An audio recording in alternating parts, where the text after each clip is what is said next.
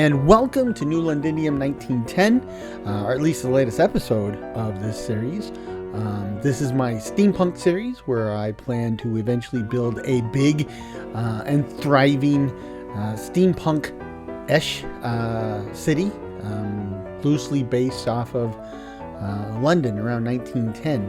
And when I say loosely based, I mean really loosely based. But before we get there, we need to get a base of our own established. And that's what I've been doing. I've been building a home, though a home is perhaps a pretty strong term. I do... This kind of highlights the point I was about to make, which is I got walls. I don't have a roof.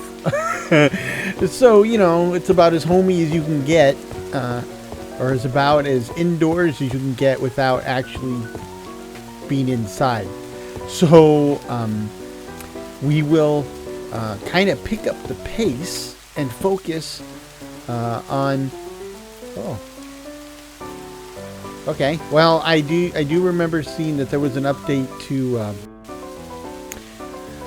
Let's Do Herbal Brews, so it looks like the update has kind of messed up the trades I made, the custom trades I made for my alchemist. So I guess I'll have to fix that. But what was I talking about before that? But we got to build a home.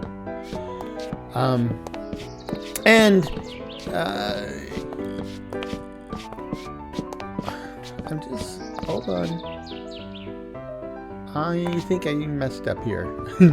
These should be, that's latency right there, but these should actually be placed one block outward.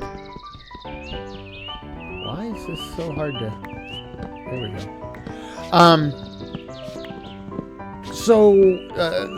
We have a pretty spacious basement, but the basement is meant to be spacious. It's going to be a large storage area and a workshop area that will enable me to be able to make and process all the resources necessary to build a large city. And everything above ground, well, that's basically a place to sleep. And or at least eventually a place to sleep and some other stuff, but for now I need to build a house, right? And we've been concentrating on the basic structure up to this point, and that's really where I want to focus.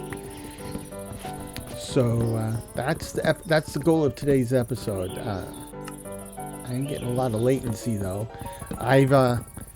As I've explained in some of my other recent videos, you know, I'm now running on the latest version of Distant Horizons, and it's trying to play catch up for all the time that it hasn't been able to fully do its own thing. And so I've kind of beefed up the Distant Horizons settings, and I think I might need to beef down the Distant Horizon settings, just because it's causing too much latency. So we'll see how that goes. And that guy bugs me. I mean, as by now you may have seen enough of my videos to know that I'm kind of a live and let live type of guy. You know, I'm not out to hurt or kill anybody. I mean, sometimes it's got to be done, you know, like with animals for food, or bad guys who just won't leave me alone. And that kind of brings me to that guy. So he's been camping outside my door for a while, and it's just a matter of time until he latency until he brings badness down on me. Oh, that's fortunate. If he's gonna keep sitting and spinning there, I'll take him out. Oh, I hear more. But where?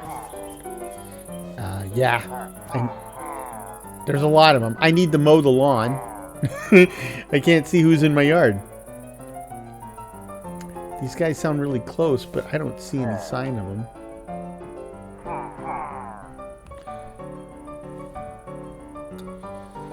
Well,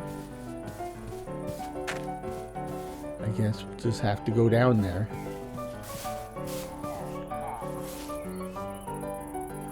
They sound like they're to the left here, or straight ahead now. But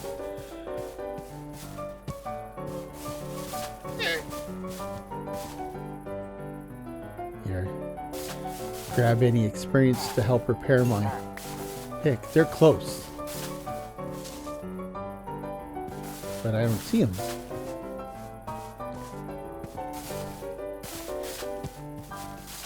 I wonder if he's down in a hole. That would explain the whole thing.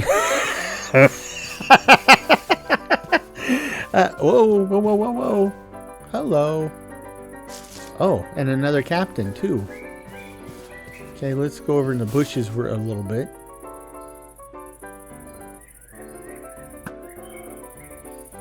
Let's see.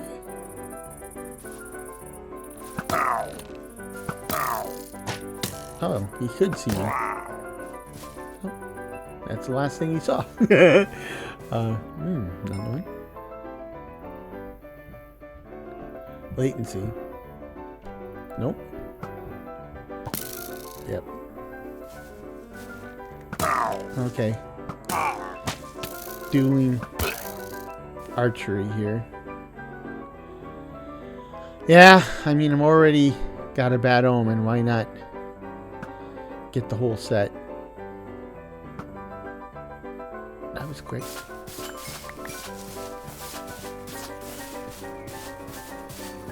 So, I guess they sounded like they were, the sounds were coming from the left, but the guys were on the right. So, I'll just either chalk it up to a bug, or maybe there's another set of guys that have gone quiet, or maybe I have my earphones in the wrong ear. I don't know.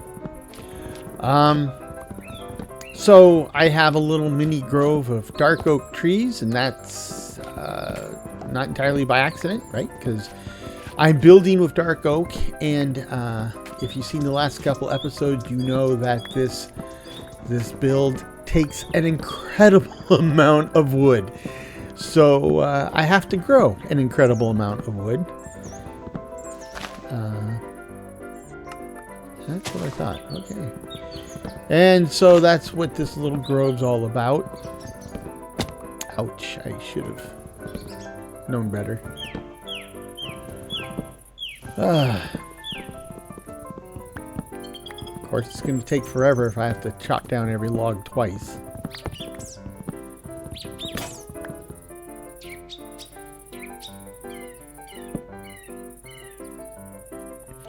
Now, the thing about the dark oak trees is I would be really happy if I could somehow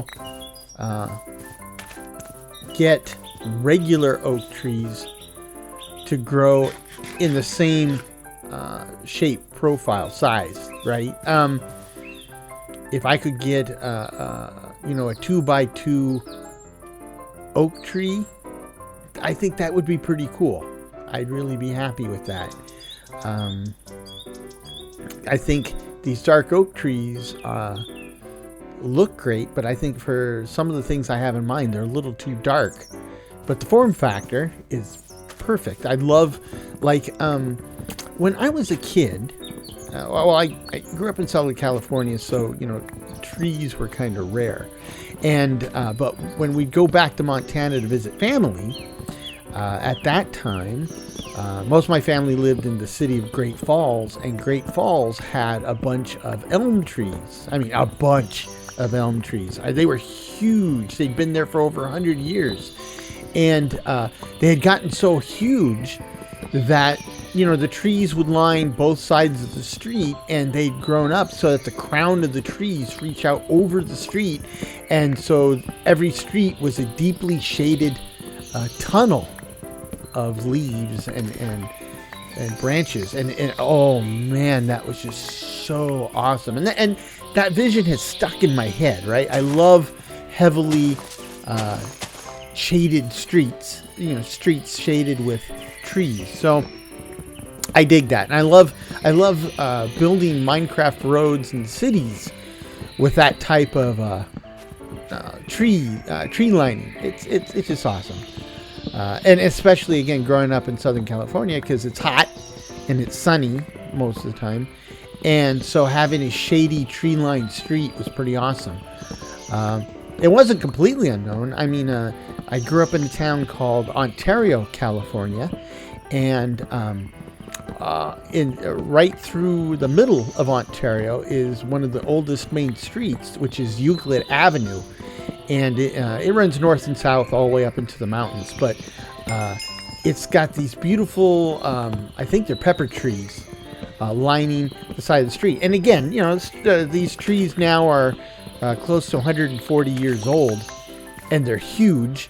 And so you have this beautiful old wide street with these huge honking trees, and an environment where it is hot and sunny for much of the year, especially during the summer.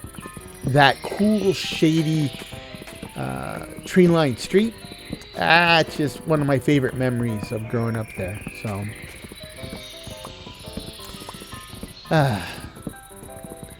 now where I live now, there are plenty of streets that are tree-lined, but for the most part, we have so many trees, you don't even have to go out of your way to line the trees.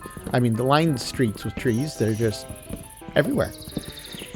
And I really dig that, except during windstorms, because despite having a reputation for being a high-tech mecca, we have a lot of power lines. A lot of power lines hanging from power poles.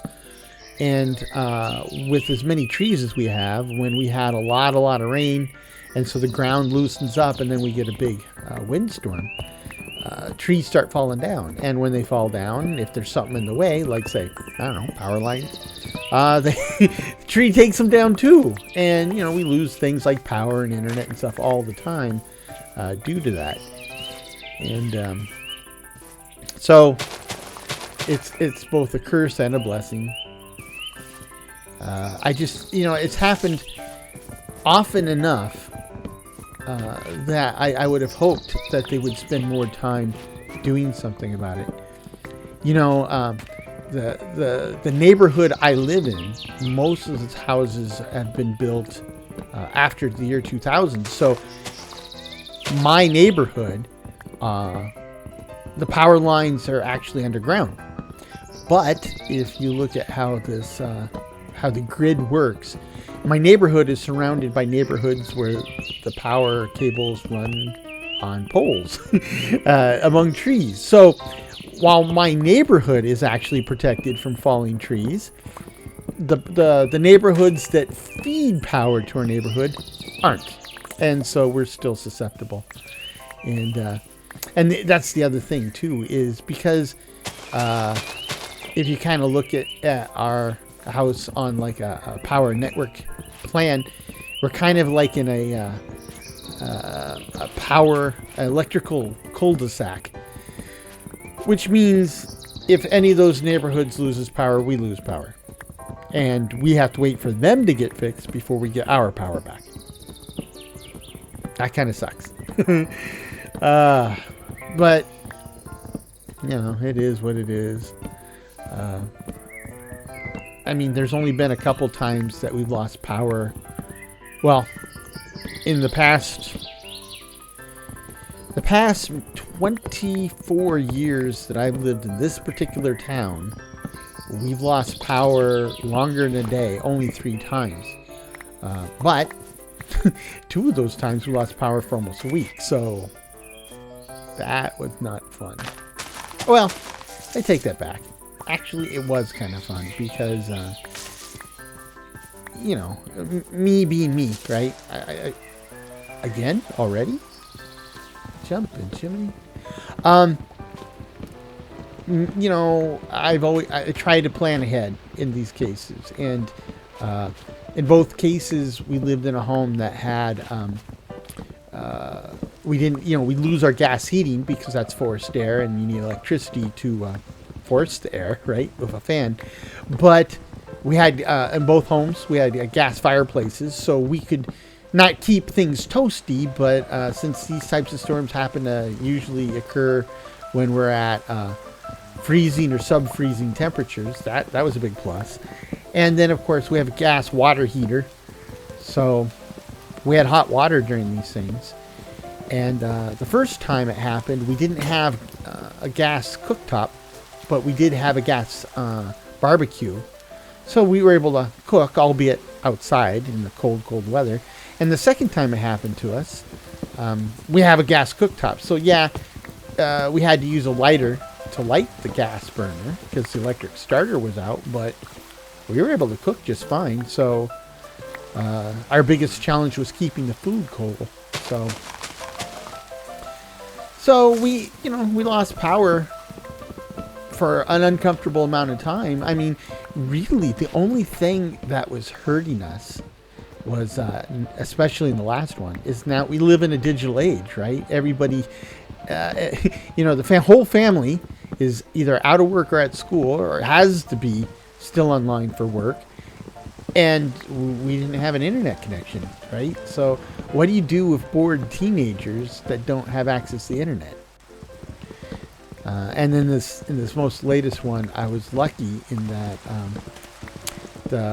my office at work, they actually had a generator set up, and so they powered that puppy up, and they had internet and electricity, and they were okay with me bringing the family into the office, and so we were able to charge our devices, and kids were able to surf the internet and stuff during the day, and then we go home at night. And, go back in time to the 1880s, but actually, I really enjoyed those times. Not the 1880s. I'm not that old, but the times without power, because. Especially when we're home, right? We actually talk to each other a bit more and stuff like that. So that's nice. It's also one of the few times we listen to the radio. Right? Well, first of all, most radio, it's just gotten so freaking commercial, right? I mean, you go to listen to a music station, and unless it's a day that they have gone out of the way to play blocks of music for an hour or more, it seems like you get 2, maybe 3 songs, and then you have like a song's worth or more of commercials. And you're like, wow, that's pretty severe. I mean, that's how they make the money. I get it, but you only make money if people are listening, and it just seems like that's a pretty hard sell for listeners, especially in this era where we have the internet and so many alternatives to listening to the radio.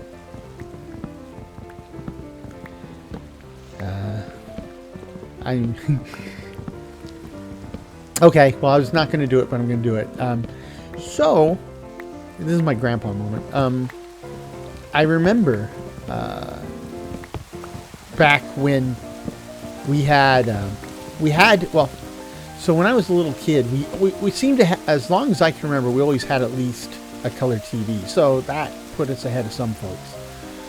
But, and since Ontario is where I was growing up, and that's near LA, we were part of the LA, Los Angeles TV market. So in a time really before cable, when we're only broadcasts, I mean, the only TV stations you can get are coming into the wire. We were pretty lucky because we had the 3 big broadcast stations, ABC, CBS, and NBC. And then we had a number of small independent stations. There's Channel 5, Channel 11, Channel 13, and Channel 9.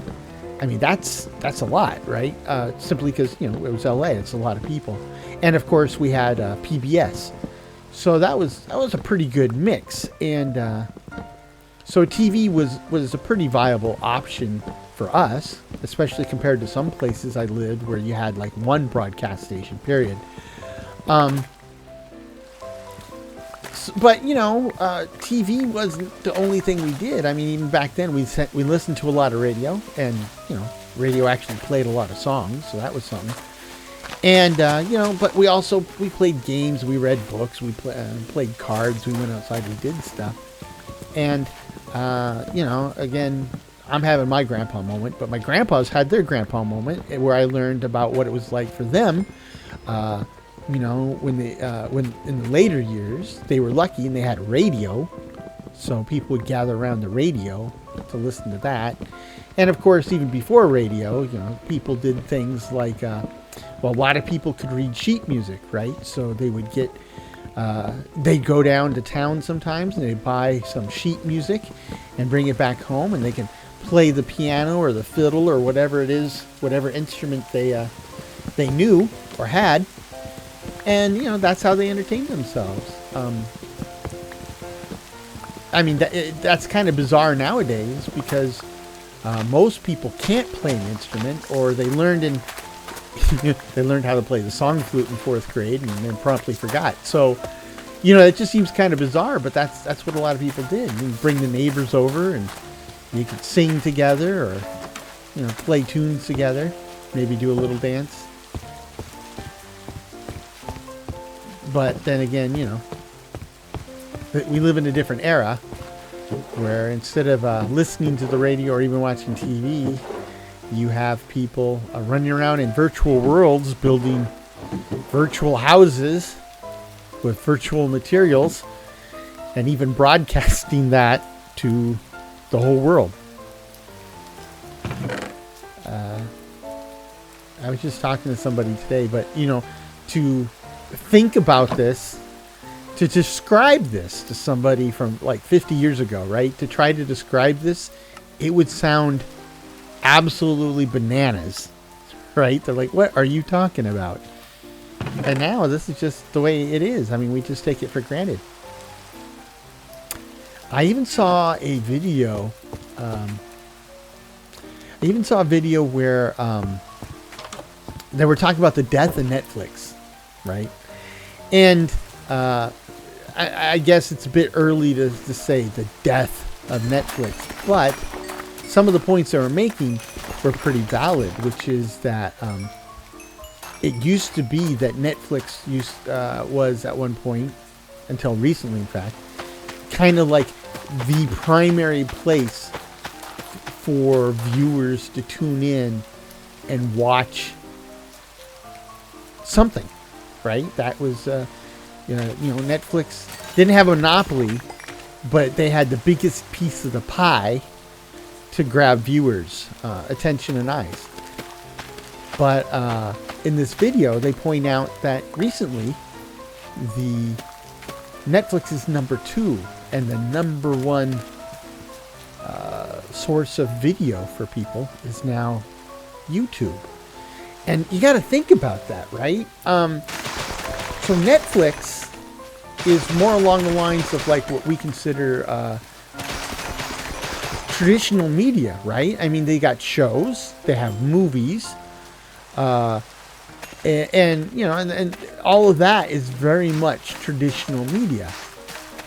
Now, there are certainly shows and series on YouTube, right?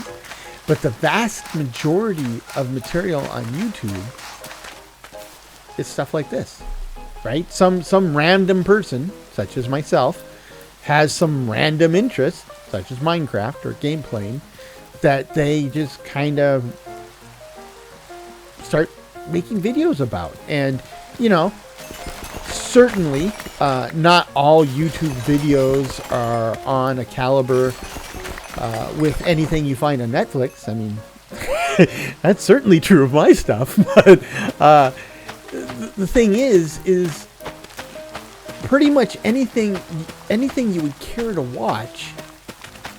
Well, I'll take this back.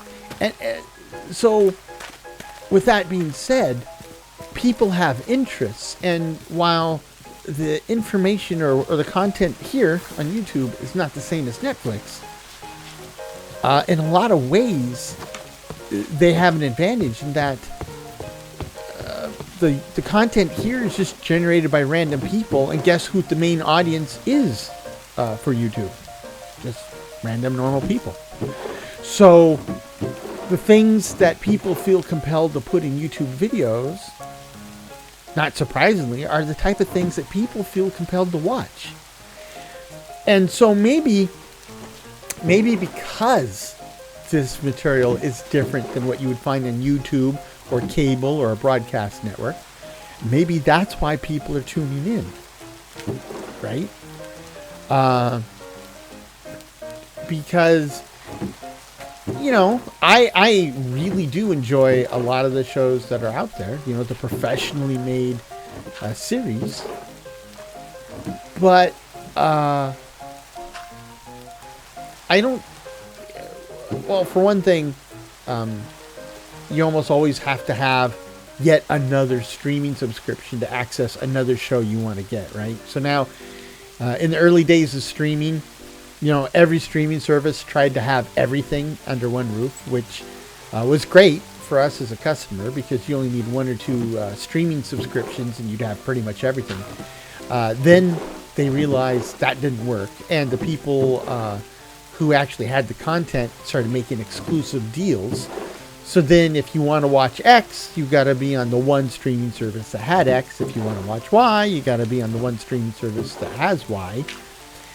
And now we're at a model where, you know, you got to have like at least 3 or 4 subscriptions before you can have a decent selection, right? And if you're really into media, then you could have as many as 6, 7, 8 subscriptions.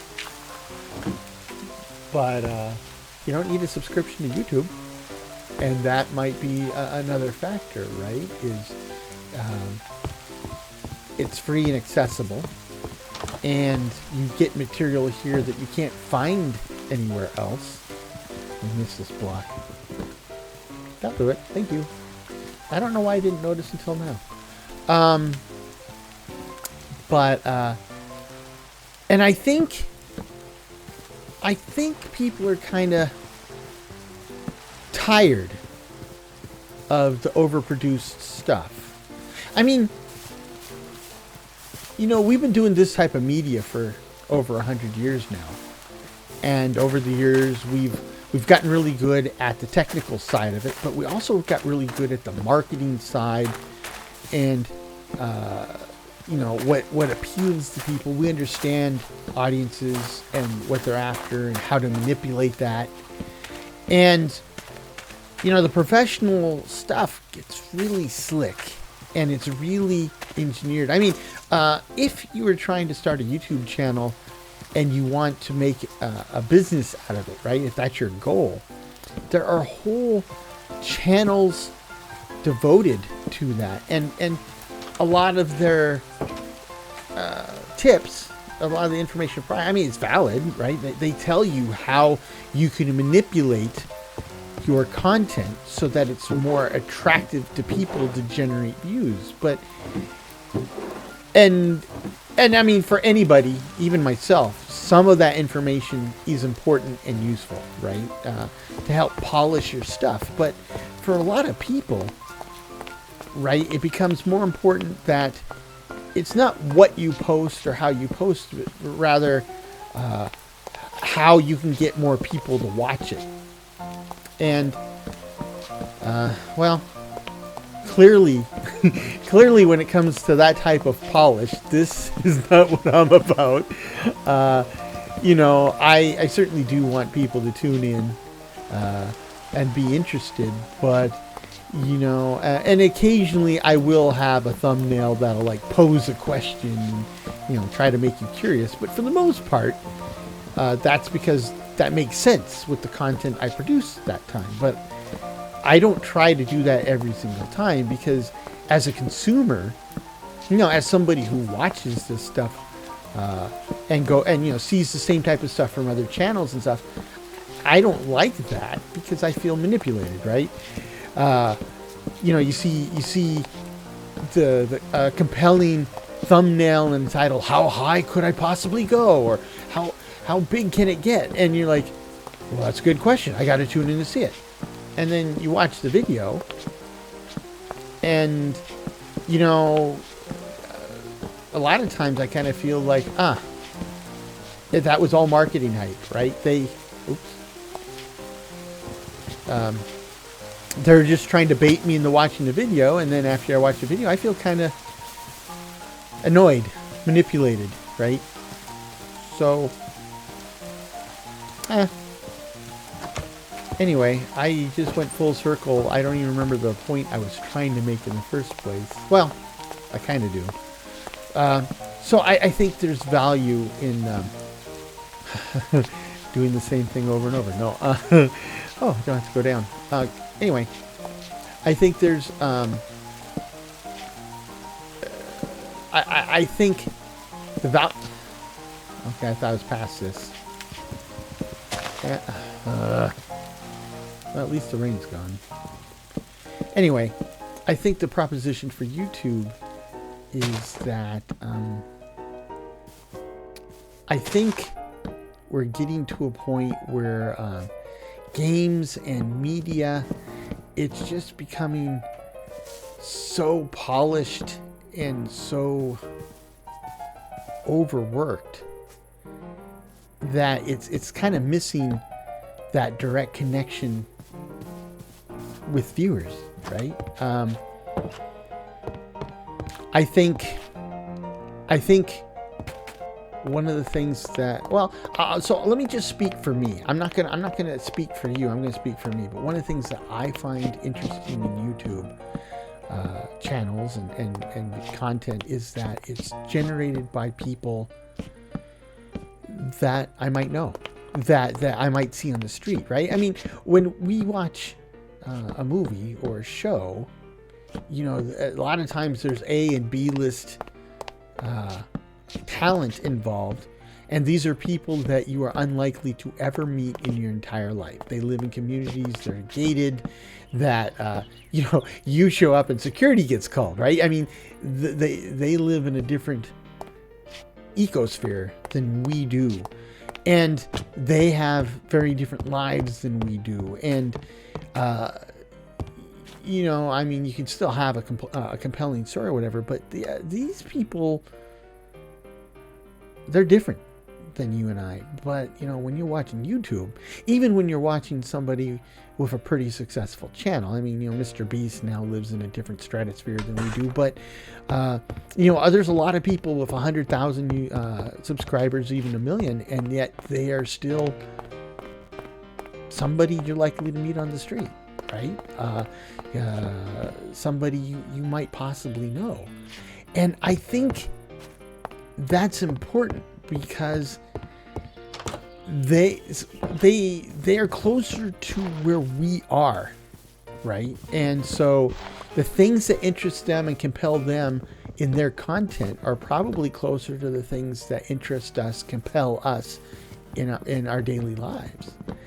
And so you have content that might be more compelling for us as individuals. Now, I grant you that the stuff that the big studios put out, you know, they're going for you know, audience members per buck, and so they try to write stuff or make stuff that appeals to a very wide audience, right?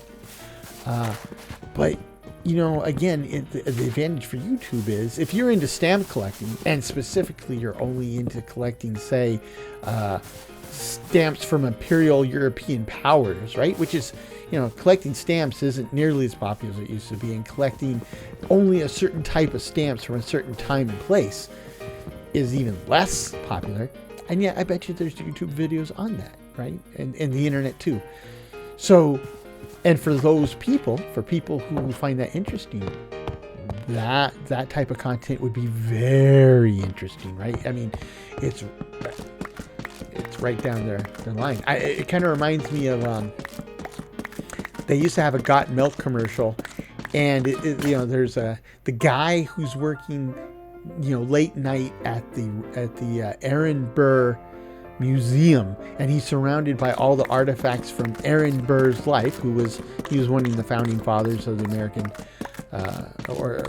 American Revolution and the United States. But this guy's an expert on everything Aaron Burr, and he, just as he sits down and he starts eating some cookies and his mouth's full of cookie, the radio call-in show calls him, and they ask him a very simple question about Aaron Burr, and he can't answer because his mouth's full of cookies.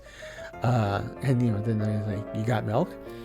But the point in that is that, if you're a type of person with that type of specialized knowledge or interest, we live in an exciting time because you can really access all sorts of material about that stuff. You can easily find other people who are interested in that stuff. And that's interesting because it makes it a lot easier to find people with similar interests, right? I mean, a lot easier. And not just people, but material, right? I mean, steampunk has been around since the 80s, and it's been growing in popularity, but I think it really took off once we started having a truly public internet, right? I mean, you put your digital sign out and say, "Hey, I'm interested in steampunk," and somebody could find it. And not just the guys who happen to be in your neighborhood and see you, walking around carrying a pocket watch and a vest, but people on the other side of the planet could find your presence online and say, "Hey, you're interested in steampunk too? So let's talk steampunk," right? And, that is exciting to me. And it's interesting because on the one hand, I think the internet has made it more difficult for us to communicate with each other. But that's mostly like a family, right? You come home and the entire family's on their phone and won't talk to each other because they're all in their own little online world. So on the one hand, I think we're suffering there, and that's an important one. But on the other, we're able to connect to people who fit our interests almost anywhere on the planet. And that is a big gain because, again, this is another grandpa moment, but once upon a time, you went to school with people, and then everybody grew up and they moved away, and 99 times out of 100, that's the last you ever heard of them. Maybe you'd see them at a class reunion if you went to them. But that's it, right? I mean, it was so easy to lose track of people, fall out of touch, and never get back in it. And then you had the internet, and then you had things like, classmates.com, and people were able to get back in touch. And then social media took off, and you had things like Facebook, and oh man, I went through and I was finding people I went to elementary school with, right? And that was pretty fabulous. And it kind of reminds me, recently my friend Eric died. We were best friends for almost 44 years. Now, we stayed in contact that whole time, right? Obviously, but that was unusual. But now with the internet and stuff, I don't think that type of relationship would be all that unusual. It'd be a lot easier now to stay in contact with somebody you were close to, right? Even if they move to another continent, it's email works still across continents and oceans, and it's free, or as close to free as you can possibly get. So, we live in an opportunity for staying connected that just hasn't existed before. So I really don't know where I'm going with this conversation. Just my mind wanders when I place blocks, right? The trick is I got to start, before I start laying down blocks, I have to have an understanding of what I'm going to do. And then I can go into autopilot and stuff just happens. And at the end, I look back and go, I don't remember building this, but it looks right. But if I don't spend some time thinking about it beforehand, I can't do what I'm doing now. I can't just, just kind of be on autopilot and I'm shooting the breeze and stuff just happens. No, invariably there would be a lot of, I need to start placing torches is what I need to do. These are reference points for me.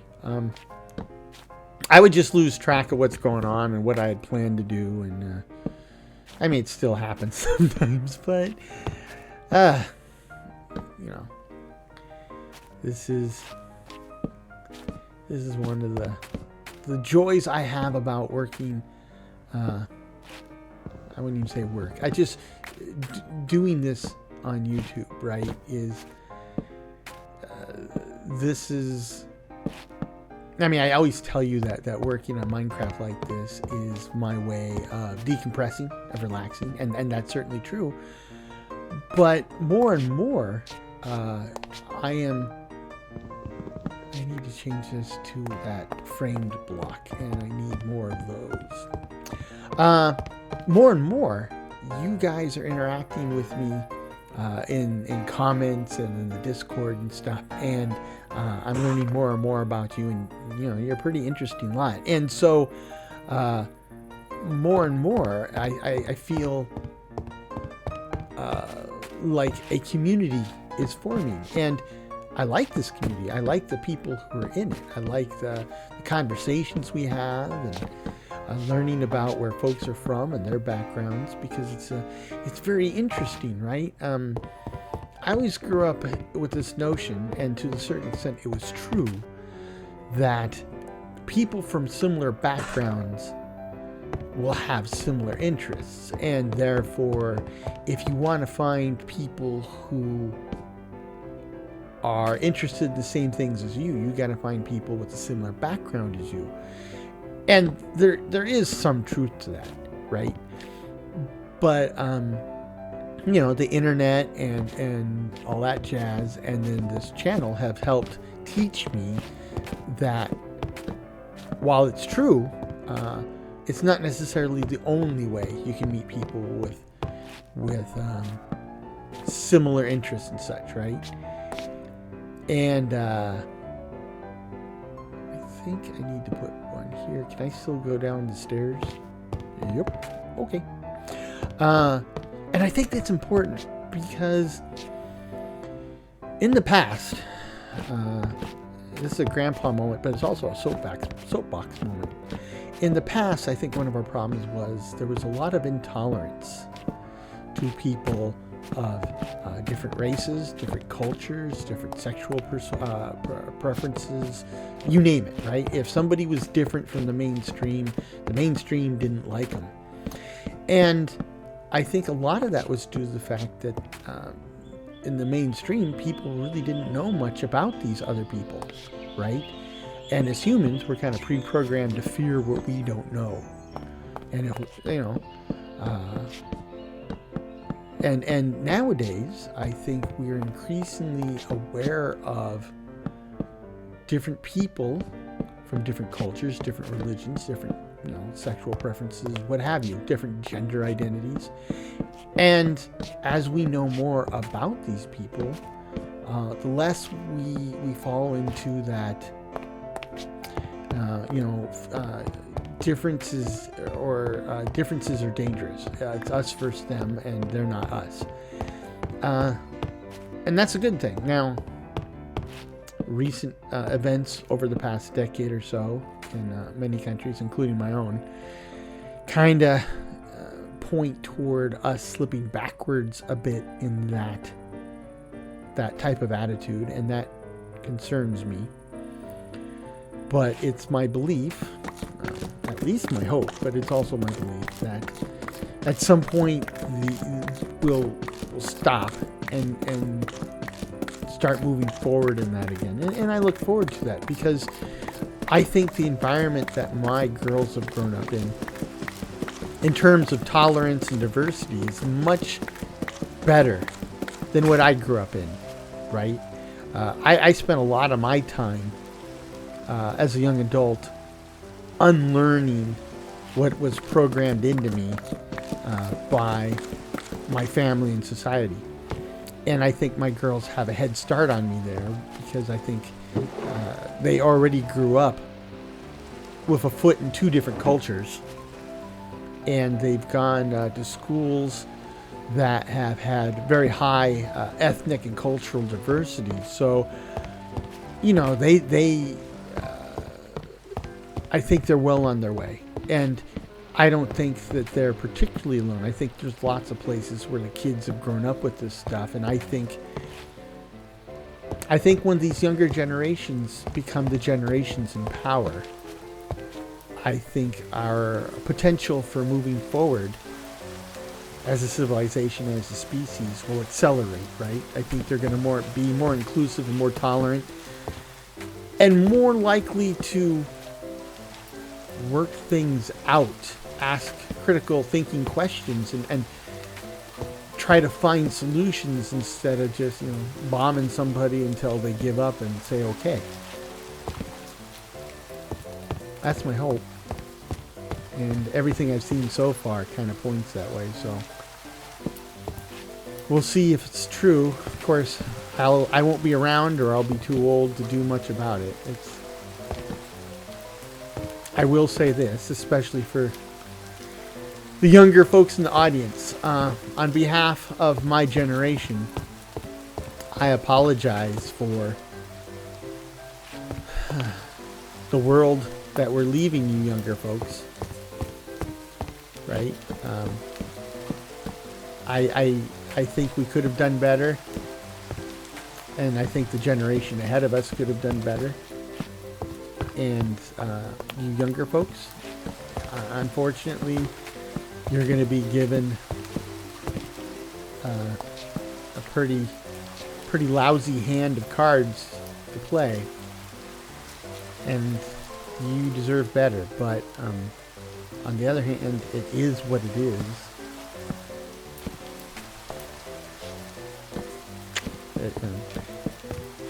It's like that line from The Breakfast Club, right? Where the vice principal, who's sitting there watching these kids on detention, and he's talking to the janitor, and he's like, the thing that keeps me up at night is thinking about, like, when I grow old, these kids, they're kids now, they're going to be the ones taking care of me.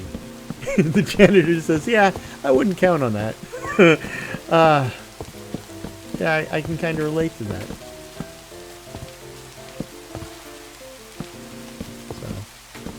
Wow, that's kind of a downer considering what I usually yak about, so sorry, my bad. Sometimes get these moments when you get old, but yeah. But I did post a video. I didn't post a video. I posted a link to somebody else's video recently about being, I think the age was like being 42 and playing Minecraft, or was it 47 or 40? It was something in the 40s. Now, everything they said in that is certainly true, but I'd also like to point out that a lot of the stuff they said, I think, is true regardless of what age you're at. And let me put it this way. So, when I married my wife, she basically had no hobbies, right? When she came here, she liked to watch TV, she liked to read books, but she was baffled at hobbies, right? I mean, my problem is there's just too many interesting things. And in recent years, I've really kind of focused. I mean, I've been doing this now for 2 years. So even then, though, she didn't understand my need or desire to play games, right? I mean, this is hobbies, and games are things that people do when they're kids, not adults. And when our kids were small, I mean, she understood the need to play games to develop kids. But I said, well, play is something that should never really leave a person, right? I mean, they should play their entire lives. And computer games is something that I strongly evangelize. But I mean, any type of game or sport. I mean, then you have the physical aspect. But my point's this, right? When you're playing games, most games have some type of tangible benefit from playing them. Now, if you're playing Call of Duty, well, the benefits are limited. I mean, the hand-eye coordination and the thinking on your feet, that's all good stuff. That is valid. But, how did that happen? Okay. But when you start playing games like, say, Minecraft or Stardew Valley or, Flight Simulator, I mean, and all these different types of games, they are getting you to kind of like think in an abstract way outside of what you do every day, right? I mean, I'm playing Minecraft and stuff, and this has nothing to do with me doing my taxes or managing projects at work or anything like that. I'm using my brain in a completely different way, but there are still things that you can learn or practice in games, even games like this, that are applicable in real life, right? So, like, for example, in a Minecraft setting, Minecraft specifically, survival world, I got to gather resources. I got to squirrel away those resources so that they're available when I need them.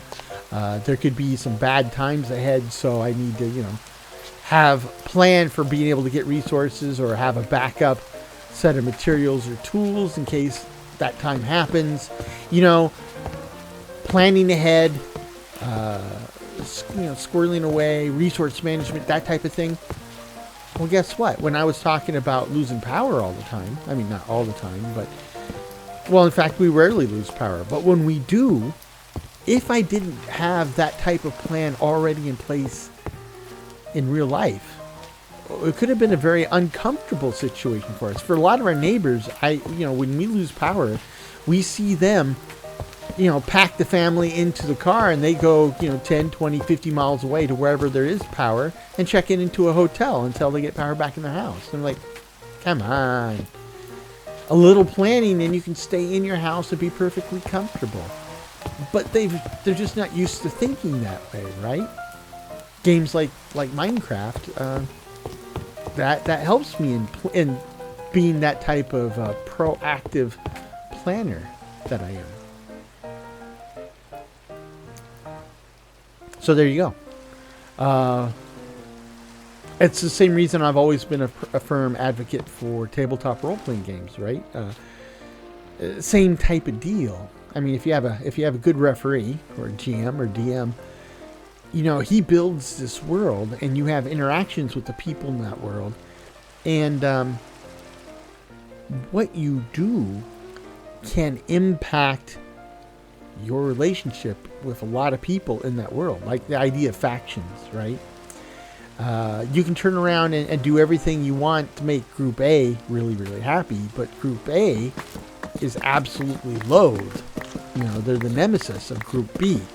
So while you're getting chummy with Group A, you're now making enemies with Group B.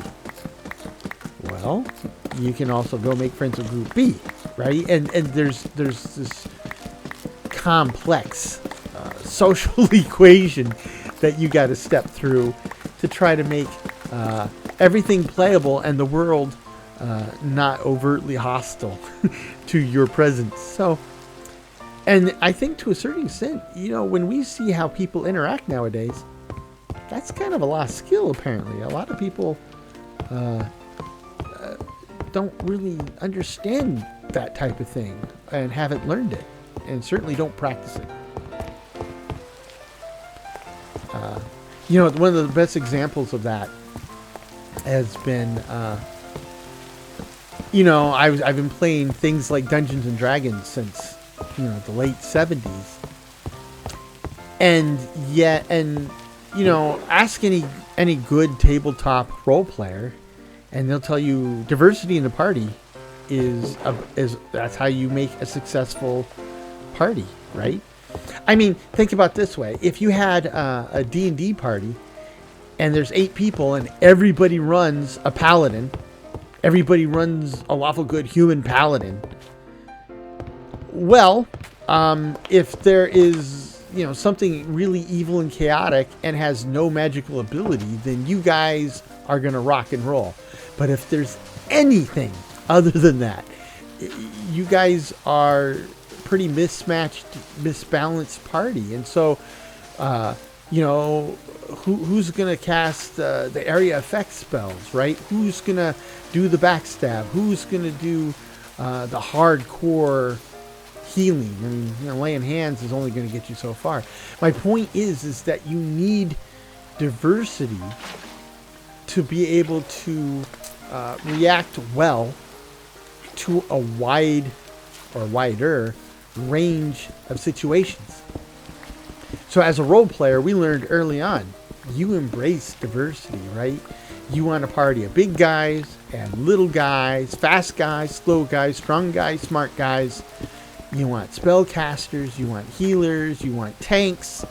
You want the whole mix, right? You want the variety pack because it's like having a golf bag with you, right? So, when you play golf, you get to the ball and then you decide, well, for this shot, I'm in the rough, so I'm probably going to want to use an iron so I can pull the ball out of the grass real well, but I'm going to need a lower number iron because I still have a long ways to go to the fairway. And so you pick the right club out of your golf bag for the situation. And that's what, that's what I'm talking about in a role-playing game. You have a situation and you have the right specialist in the party for any given situation or combination of specialists. Now, in real life, that happens all the time, right? We need the right mix of people in a company, on a team, in your family, at school, in a class, to meet a given situation. And if everybody has the same attitude with the same background, using the same tool set based on the same skills, you'll find some stuff you are really, really prepared for, and most stuff you're completely unprepared for. That's why diversity is important. We are better together. Together we're more than the sum of our parts.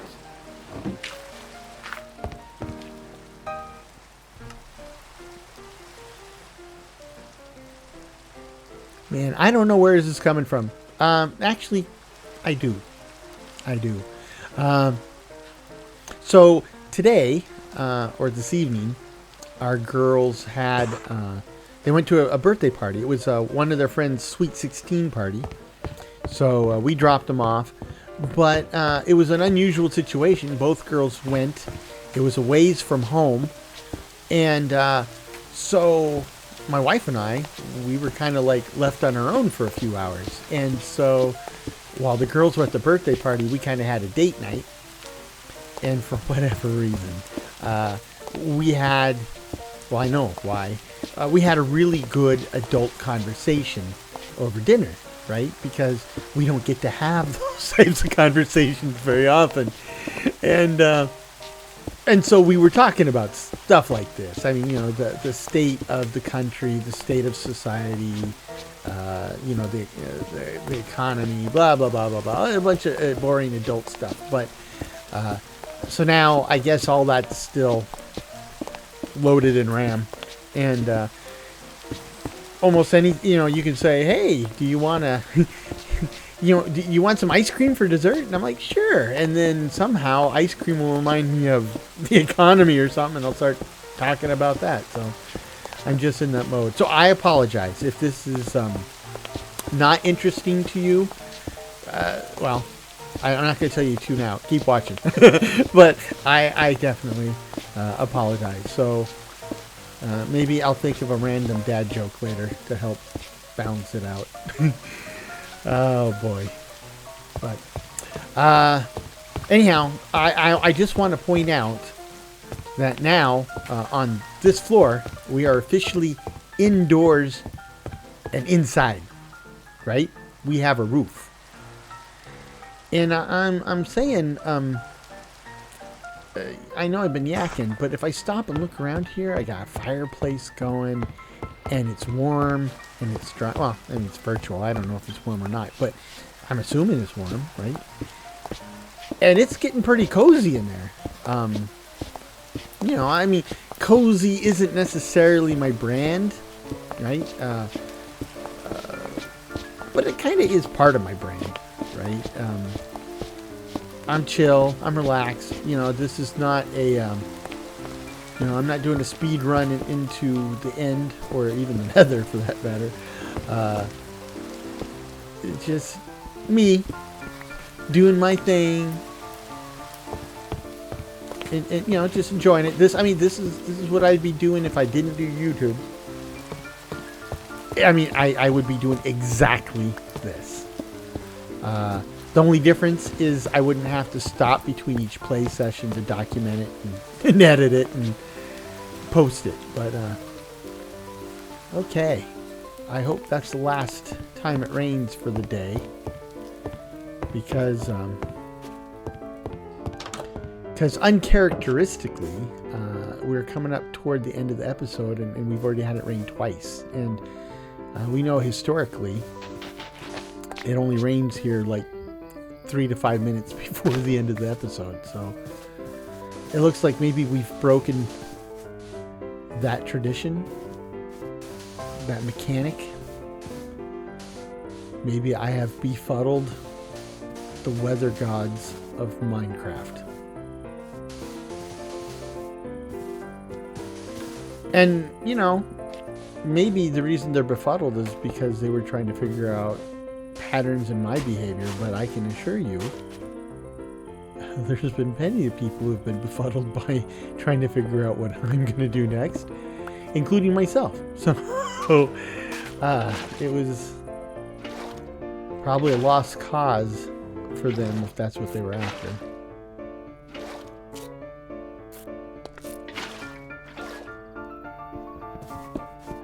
But, we got plenty of white concrete now. Oh, I'm missing one. There we go. Oh, good. Mowed the lawn a little bit, too. And we're going to need a lot, right? I plan for a full floor. A full second floor. Or first floor, if you're from a Britain or a Commonwealth state. But, so that's going to be a bunch of white concrete, and then I plan for there to be an attic level, and that's going to need some white concrete too. So this is all good stuff. It won't go to waste.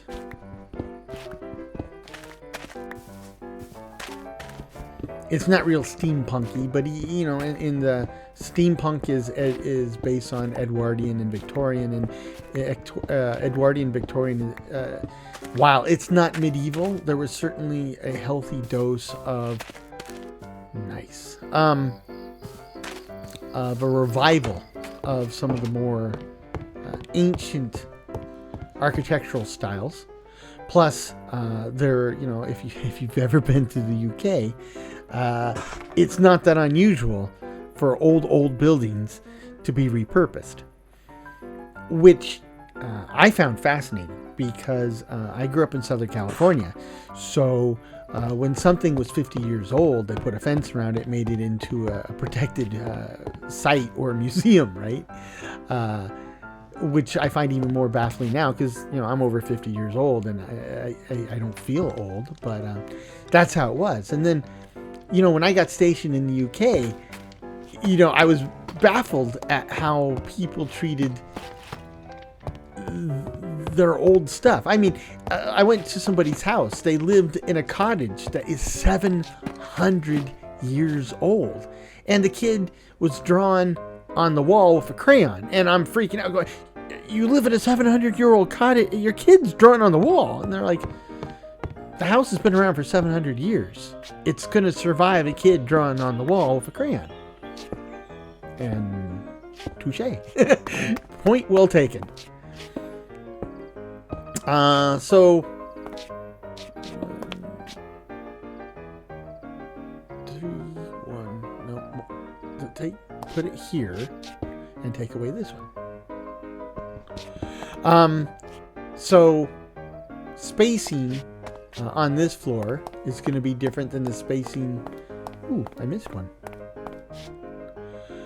Spacing on this floor is different than the spacing on the floor below for windows, because there's an overhang, so all of our outer walls have been pushed out by a block. So the dimensions are different, and I got to reevaluate what works. And before, windows were too wide with 2 blocks of wall between each, but up here I think it's going to be a lot brighter and airier, because for the most part the windows will be 3 blocks wide with in some cases a divider of only 1 block. So if I was to actually come and stay in this house, live in this house, you would definitely want to have a bedroom on the upper floor, because it's going to be lighter, airier, and just feel a whole lot more open, besides the fact that it actually is physically larger and more open. But that's for all the things that interior designers tell you want in your house, this upper floor is going to have more of it, and that's cool. That's cool. Though, in actual terms of gameplay, 1, 2, 3. Gonna spend most of my time not up here, right? I'll spend more time in the basement with the workshop there and supply. The upper floor is more along the lines of there'll be a kitchen up here. It won't be here. It'll be on the ground floor. But, this is all more along the lines of window dressing. And that's the type of world this is, though, right? I mean, it's not just about it's all about, completing the game and only what's directly necessary to complete the game.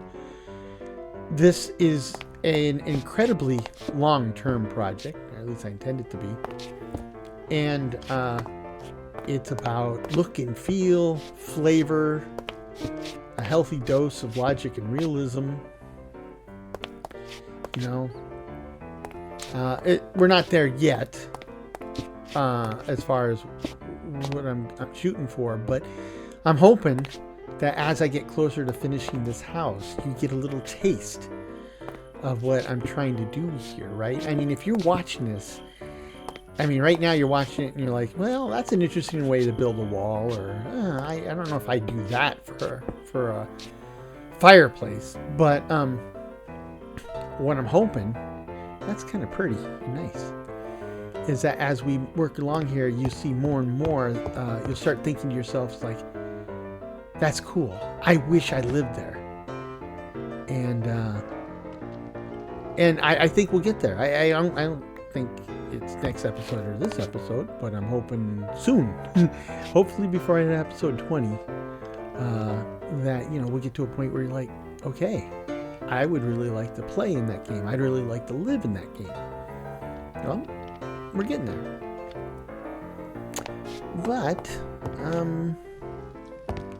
I kind of wonder, the place where I used to take all my screenshots or take my Kodak moment, it no longer exists, and it's not a very good spot. So I think I need to kind of leave the house and set up a new spot where I can take screenshots for a while to get a better view of the work I'm doing. And okay, so this is it. So now I just got to go up. Like so. Okay. And do my Kodak moment from here. So there we are. That's where we're at now. Still not where we need to be, but closer. and I'm starting to feel the hominess of it. So I hope you enjoyed your time here with me this evening or today or morning, wherever it is for you. And I hope you'll come back next time and see where we go from there. But in the meanwhile, I hope that this finds you and yours in good health, good spirits, and perhaps a touch of good fortune. Cheers.